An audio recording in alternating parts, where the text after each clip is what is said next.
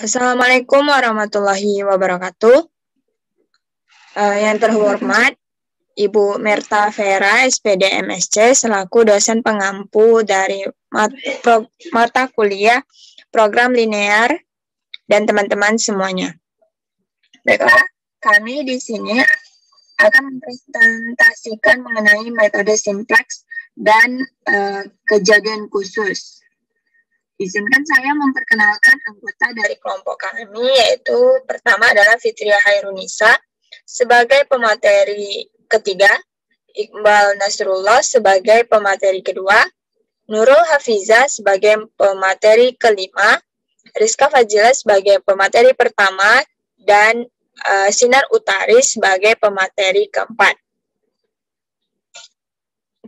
Materi yang akan kita bahas kali ini adalah pertama adalah pengertian dan penjelasan mengenai bentuk simplex. Yang kedua adalah pengertian dan penjelasan dari metode simplex. Yang ketiga adalah soal metode simplex mengenai kasus maksimum. Yang keempat adalah penjelasan mengenai kejadian khusus bagian alternatif. Dan yang kelima adalah contoh soal dari kejadian khusus bagian alternatif. Baiklah, untuk tidak memperpanjang waktu, saya serahkan kepada pemateri pertama, kepada Rizka Fazila, dipersilakan. Baiklah, terima kasih kepada moderator. Saya, Rizka Fazila, akan menjelaskan bentuk simplex. Bentuk standar metode simplex adalah sebagai berikut. Jika maksimum atau minimum fx sama dengan C1x1 ditambah C2x2 sampai dengan Cnxn dengan kendala A11x1 ditambah A12x2 sampai dengan A1nxn sama dengan B1, A21x1 ditambah A2x2 sampai dengan A2nxn sama dengan B2, AM1X1 ditambah AM2X2 sampai dengan AMN dikali XN sama dengan BM, dengan X sama dengan X1, X2 hingga dengan XN lebih dari 0, dan B adalah B1, B2 sampai dengan BM lebih dari 0. Dalam notasi faktor atau matriks, bentuk standar simplex dapat dinyatakan sebagai berikut, yaitu maksimum atau minimum Z sama dengan CX, kendala AX sama dengan B. X lebih dari 0 dengan B lebih dari 0. Dengan A adalah yaitu matriks dari A11, A12 sampai dengan A1n, A21, A22 sampai dengan A2n, dan AM1, AM2 sampai dengan AMN. Menjadi X, X1, X2 sampai dengan XN, dan B, B1, B2 sampai dengan BM, dan C adalah C1, C2 sampai dengan CN.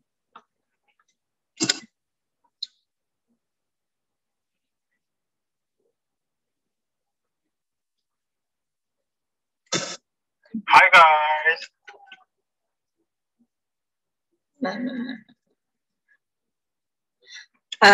Dalam bentuk standar metode simplex ada dua hal yang harus diperhatikan. Yang pertama, semua kendala harus berbentuk persamaan. Apabila kendala berbentuk pertidaksamaan, maka harus diubah ke bentuk persamaan dengan penambahan variabel slang secukupnya. Koefisien variabel slang dalam fungsi sasaran sama dengan 0. Yang kedua adalah semua rumus kanan kendala tidak boleh negatif. Apabila ada kendala yang ruas kanannya negatif, maka harus diubah dulu menjadi tak negatif dengan mengkalikan kendala tersebut dengan -1. Contohnya adalah, jadikan bentuk berikut ini menjadi bentuk standar simplex.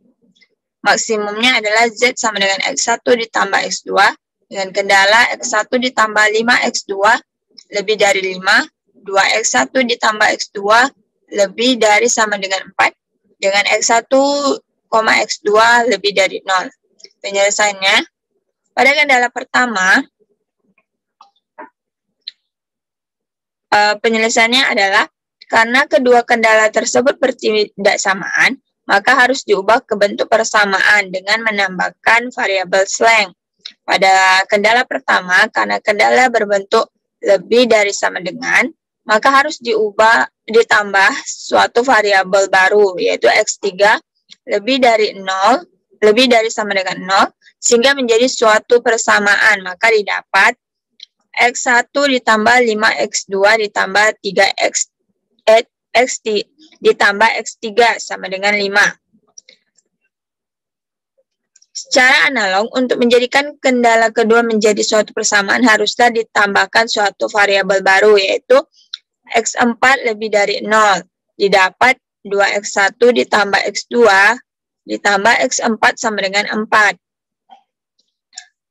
Perhatikan di sini bahwa variabel yang ditambahkan pada kendala kedua haruslah berbeda dengan variabel yang ditambahkan pada kendala pertama. Karena secara umum, nilai kedua variabel slang yaitu X3 dan X4 berbeda. Jadi, bentuk standar simplexnya adalah maksimum Z sama dengan X1 ditambah X2 ditambah 0X3 ditambah 0X4. Dengan kendala X1 ditambah 5X2 ditambah X3 sama dengan 5. 2X1 ditambah ditambah X2 ditambah X4 sama dengan 4. Dengan X1, X2, X3, dan X4 lebih dari sama dengan 0. Baiklah, sekian dari saya kembalikan kepada moderator. Baiklah, terima kasih kepada Rizka Fazilas. Baiklah, untuk materi selanjutnya akan dijelaskan oleh Iqbal Nasrullah. Pada Iqbal dipersilakan. Ya, di sini saya akan menjelaskan metode simplex. Nah, setelah kita mengubah menjadi bentuk standar seperti yang di atas PPT ya, selanjutnya soalnya kita akan masukkan ke dalam tabel simplex untuk selanjutnya diselesaikan. Oke, next. Nah, di sini adapun beberapa bagian penting dalam tabel simplex adalah sebagai berikut. Pertama, koefisien model pemrograman linear. Yang kedua adalah variabel basis.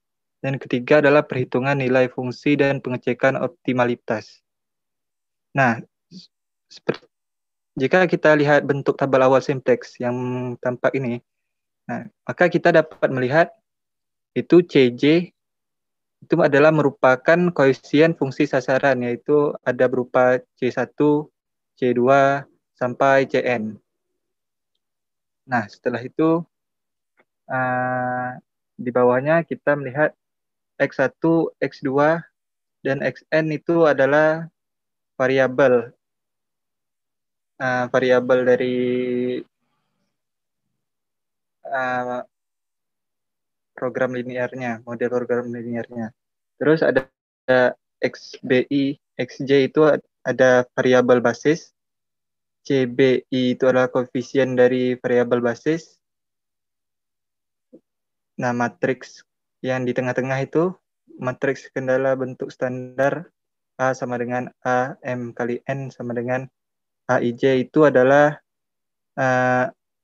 koefisien-koefisien dari kendala-kendalanya. Nah, selanjutnya ada ZJ, di mana ZJ itu adalah hasil kali titik koefisien variabel basis dengan elemen kolom J, di mana sigma I sama dengan 1 menuju M, CB, I, A, IJ dalam matriks A. Nah, selanjutnya ada BI, yaitu BI itu adalah koefisien dari ruas kanan kendala dalam bentuk standar sama dengan BI. Nah, yang di bawahnya ada nilai fungsi sigma I sama dengan 1 menuju sampai M, CB, I, BI. Lalu yang terakhir ada pengecekan variabel yang keluar dari basis. Sampai di sini saja penjelasan dari saya kembalikan kepada moderator. Terima kasih kepada Iqbal Nasrullah. Selanjutnya kita masuk materi yang ketiga, yaitu soal dari metode simplex yang akan dijelaskan oleh Fitria Hairunisa. Kepada Fitria dipersilahkan.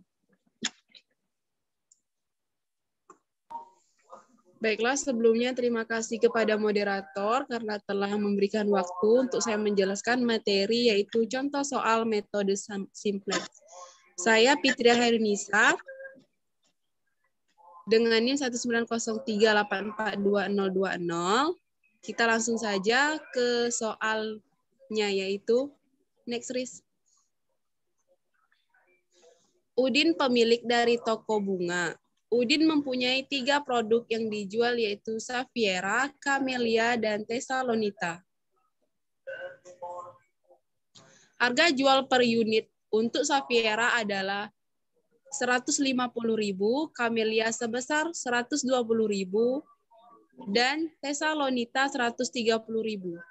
Berikut data untuk membuat ketiga produk tersebut, yaitu Safiera membutuhkan 6 mawar merah, 5 mawar putih, dan 4 mawar pink.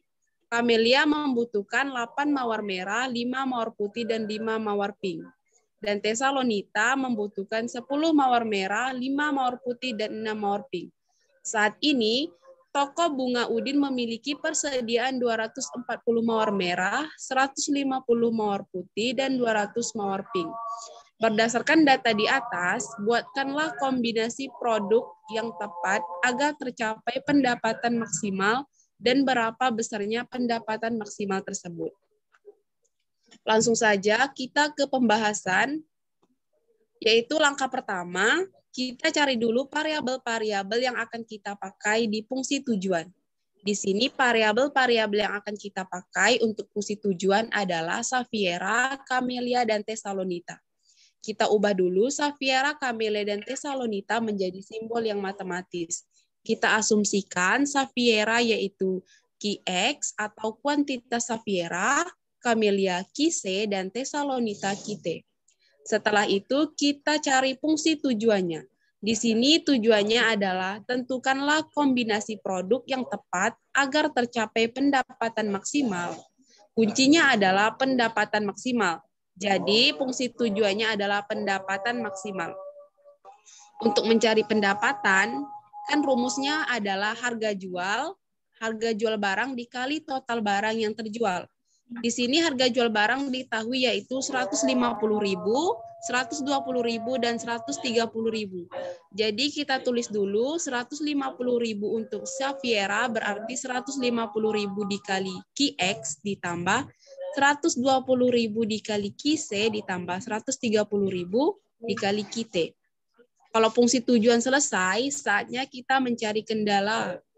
Fungsi kendalanya di sini adalah 3, yaitu mawar merah, mawar putih, dan mawar pink. Kita tuliskan 3 buah ini dulu. Mawar merah, mawar putih, dan mawar pink. Mawar merah dulu, ya Safiera membutuhkan 6 mawar merah, 6 Qx ditambah Camellia membutuhkan 8 mawar merah, dan Qc ditambah Thessalonita membutuhkan 10 mawar merah, 10 Qt. Dan di sini terlihat toko bunga Udin memiliki persediaan 240 mawar merah. Jadi intinya ini semua kalau dijumlahkan harus tidak boleh lebih dari 240 buah. Karena kita hanya mempunyai 240 buah mawar merah. Jadi 6 Qx ditambah 8 Qc ditambah 10 Qt harus kurang dari atau sama dengan 240. Selanjutnya untuk Camellia dan Thessalonita kita buat seperti yang tadi. Selanjutnya Selanjutnya 3 buah inti kendala sudah selesai. Tapi ada satu lagi yang sebenarnya tidak terlalu penting. Tetapi tetap harus ditulis, yaitu kuantitas. Yaitu Qx, Qc, dan Qt harus lebih besar daripada 0. Kenapa begitu? Karena ia jumlah barang tidak mungkin di bawah 0. Baiklah, kita cari jawabannya. Fungsi tujuan kita tulis ulang lagi, tetapi nanti ada sedikit perbedaan, yaitu 150.000 Qx ditambah 120.000 Qc ditambah 130.000 Qt. Ini dia yang beda, yaitu kita tambahkan dengan 0S1 ditambah 0S2 ditambah 0S3. Sebenarnya 3 buah ini tidak wajib dituliskan. Di sini saya tuliskan supaya nanti tidak membingungkan. Kenapa? S-nya ada 3 karena di sini terdapat 3 kendala.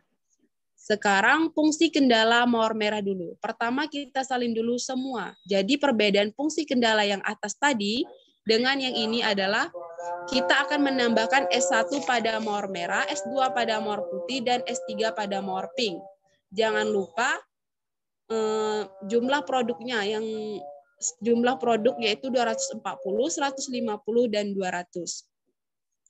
Setelah itu kita akan menulis dan membuat tabel. Tabel metode simplex terdiri dari, baiklah, setelah itu kita akan membuat tabel metode simplex yang terdiri dari koefisien, CJ, variabel, lalu ada value, dan rasio. Variabel kita tulis yang terdiri di atas fungsi tujuan yaitu Qx, Qc, Qt, S1, S2, dan S3. CJ kita tulis angka-angka yang ada di sini yaitu Qx 150.000, Qc 120.000, Qt 130.000, S1 0, S2 0, dan S3 0. Lalu di kolom variabel ini, kenapa saya buat 3? Karena ada 3 fungsi kendalanya yaitu S1, S2, dan S3. Lalu untuk koefisiennya kita isi 0 sama dengan di S1, S2, dan S3. 0 juga, dan S1, S2, S3-nya juga 0.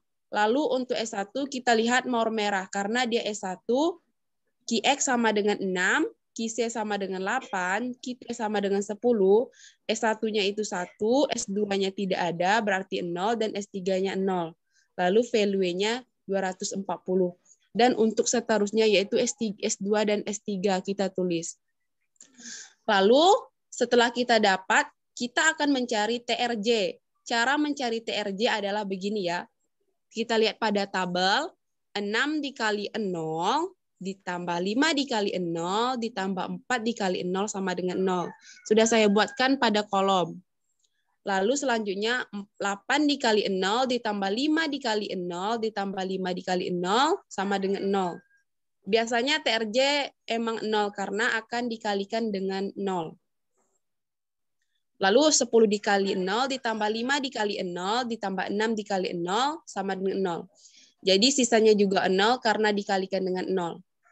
Langkah selanjutnya yaitu kita mencari CJ dikurang TRJ. Seperti namanya, CJ dikurang TRJ, angka di atas tabel dikurang dengan TRJ, yaitu baru saja kita cari yaitu 150.000 dikurang 0 sama dengan 150.000. 120.000 dikurang 0 sama dengan 120.000. Dan seterusnya, kita bisa melihat kan di tabel-tabel itu. Setelah di sini, langkah selanjutnya adalah kita akan mencari key kolom atau kolom kunci. Cara mencari kolom kunci adalah kita cari CJ kurang TRJ terbesar. Kita lihat angka terbesar adalah 150.000, maka 654 adalah kolom kunci. Kalau sudah menemukan kolom kunci, saatnya kita mencari rasio.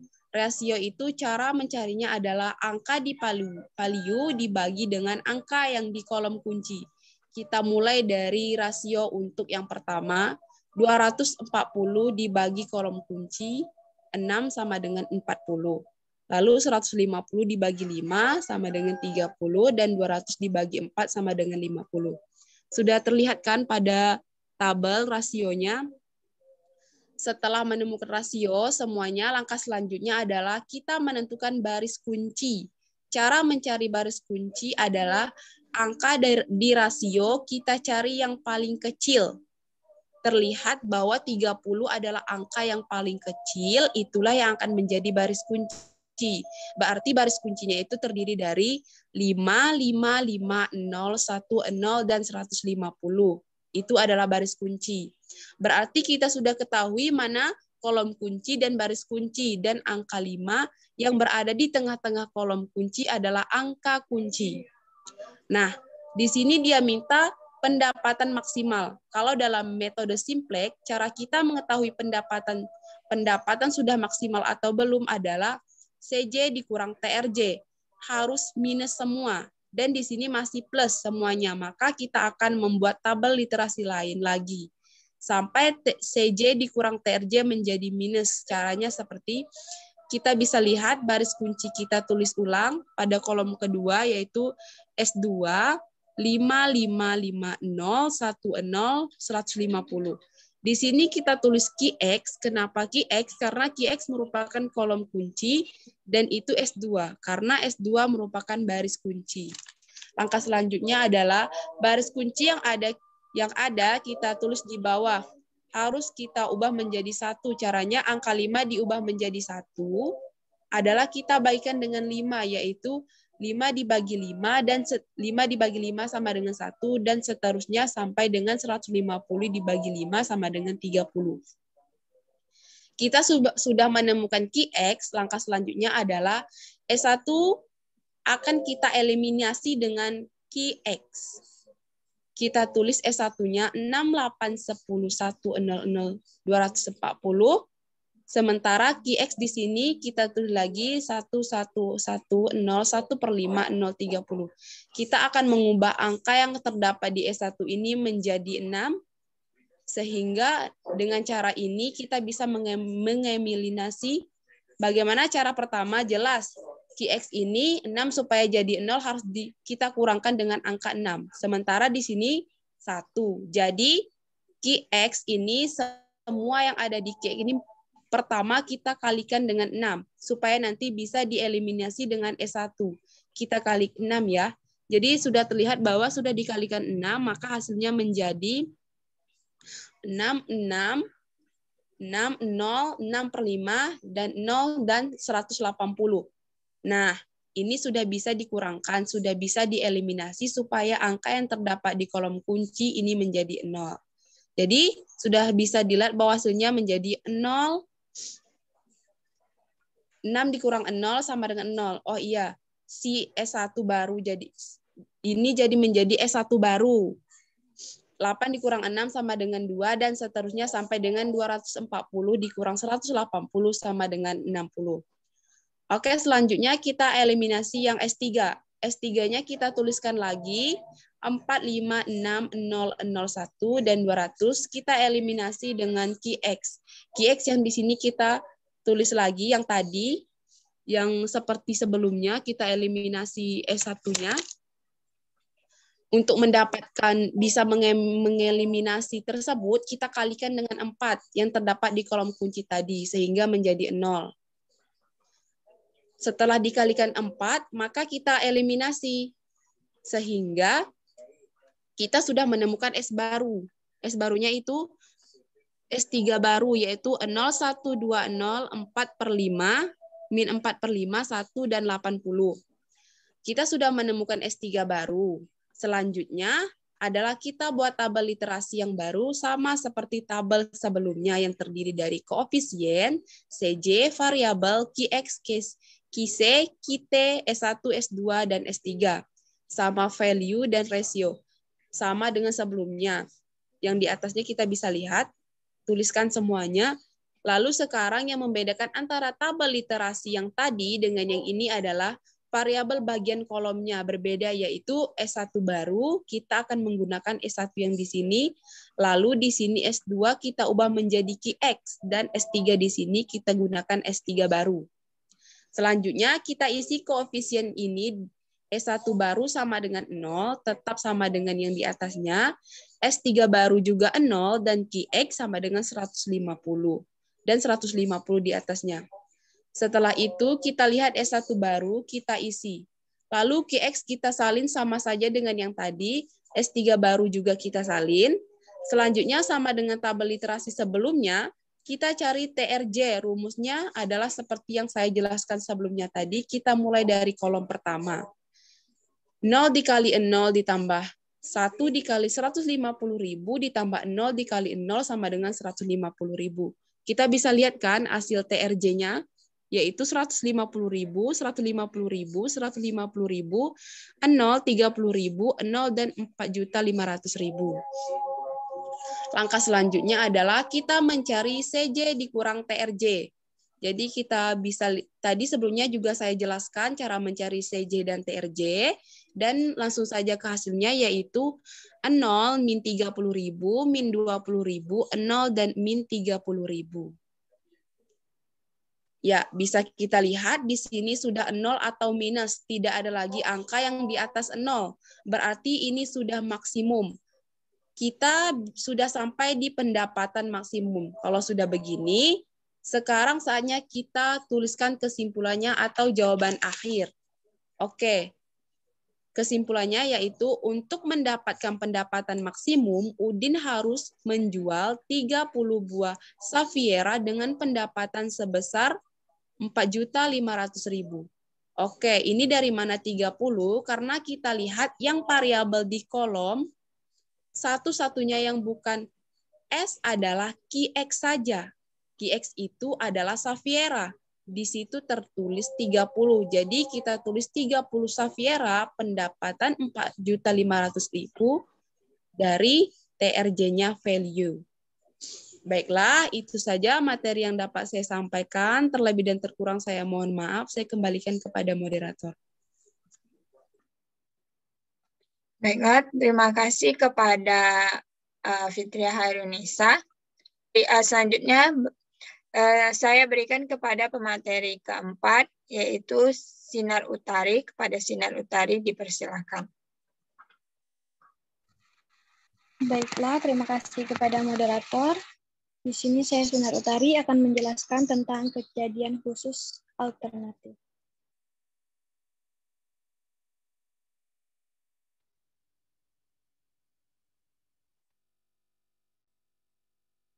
Next, Kak. Alternatif penyelesaian berarti adanya dua penyelesaian atau lebih yang menghasilkan nilai optimal yang sama.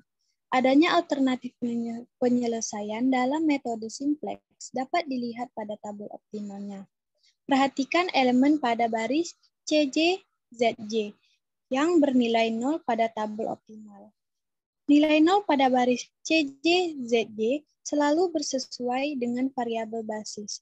Jika CK, ZK sama dengan 0 dalam tabel optimal, sedangkan variabel pada kolom tersebut sama dengan XK, bukanlah variabel basis. Maka hal ini menunjukkan adanya alternatif penyelesaian. Alternatif penyelesaian didapat dengan memaksa variabel XK menjadi basis meskipun sebenarnya tabelnya sudah optimal. Itu saja yang dapat saya jelaskan. Saya kembalikan kepada moderator. Terima kasih kepada Sinar Utari. Selanjutnya mengenai contoh soal dari kejadian khusus bagian alternatif yang akan dijelaskan oleh Nurul Hafiza. Kepada Nurul Hafiza dipersilakan. Baiklah, selanjutnya contoh soal. Contoh 3.7. Selesaikan soal berikut ini dengan metode simplex. Maksimumkan fungsi X1, X2 sama dengan 3X1 tambah X2. Kendala, X1 tambah 2X2 kurang dari sama dengan 20. 3X1 tambah X2 kurang dari sama dengan 20. X1, X2 lebih dari sama dengan 0. Penyelesaiannya, bentuk standar masalah tersebut adalah sebagai berikut. Maksimumnya bentuknya fungsi X1 sampai X4 sama dengan 3 X1 tambah X2 ditambah 0 X3 ditambah 0 X4. Untuk kendalanya, X1 ditambah 2 X2 ditambah X3 sama dengan 20. 3X1 tambah X2 ditambah X4 sama dengan 20. X1, X2, X3, X4-nya lebih dari sama dengan 0. Tabel iterasi simplex tampak pada tabel 3.20. Tampak bahwa pada iterasi kedua, tabel tersebut sudah optimal dengan penyelesaian optimal X1 sama dengan 20/3 dan X2 sama dengan 0 karena bukan variabel basis pada tabel optimal. Nah, ini dia bentuk tabelnya. Tabel 3.20.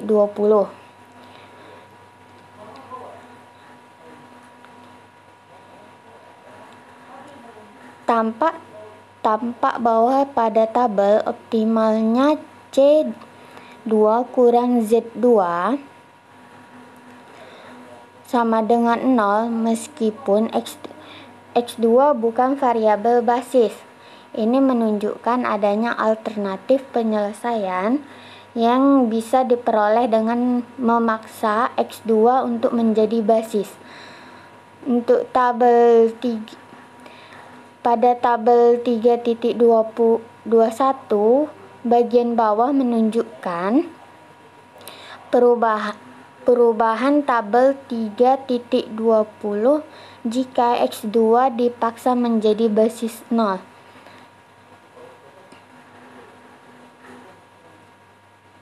Ini dia untuk tabel 3.21. Tampak bahwa tabel sudah optimal dengan penyelesaian optimal X1 sama dengan 4 dan X2 sama dengan 8. Perhatikan bahwa pada tabel 3.21 juga mengandung alternatif penyelesaian karena X3 bukan merupakan variabel basis, tapi C3 dikurang Z3 sama dengan 0. Jika kemudian tabel direvisi lagi dengan cara memaksa X3 untuk menjadi basis, maka akan diperoleh kembali tabel optimal pada tabel 3.20. Sekian dari saya. Baiklah, itu saja presentasi dari kelompok kami. Lebih dan kurang mohon maaf, apabila ada kesalahan mohon dimaafkan. Saya tutup. Wabillahi taufiq wa hidayah. Wassalamualaikum warahmatullahi wabarakatuh.